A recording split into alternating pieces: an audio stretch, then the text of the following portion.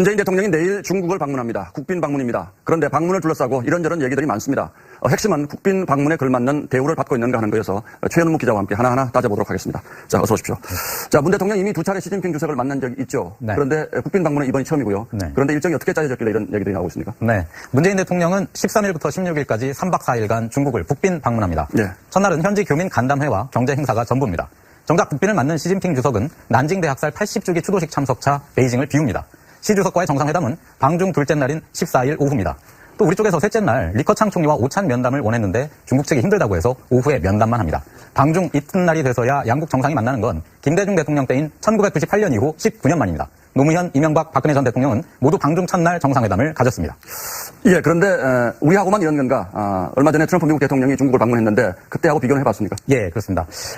지난달에 시 주석은 트럼프 대통령을 위해 자금성을 통째로 비운 채 만찬 연회를 열었고 예. 둘째 날엔 천안문 광장도 트럼프 대통령 부부를 위해 비우는 전례 없는 환대를 했습니다. 예, 그렇게 보면 좀 차이가 있는 것 같긴 한데 다시 일정 얘기로 좀 돌아가 보도록 하겠습니다. 3박 4일이죠? 네. 뭐 워낙 가까운 나라여서 앞서 우리에게 준 이런 정도의 일정을 소화하기 위해서 굳이 나흘 시간에 갈 필요가 있는가 이런 생각도 좀 드는군요.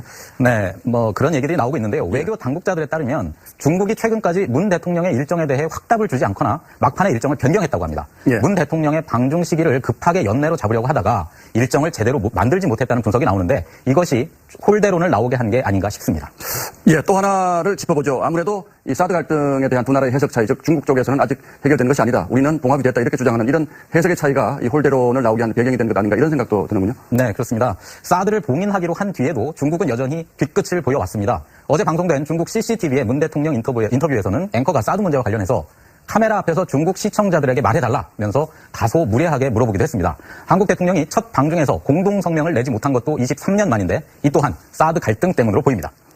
예, 물론 쉽지 않은 과정이겠습니다만 문 대통령 귀국할 때는 홀대받았다라는 이런 얘기가 나오지 않게 좀 당당하게 시 주석도 만나고 외교하고 돌아왔으면 좋겠다 이런 생각이 드는군요. 최 기자 잘 들었습니다. 네.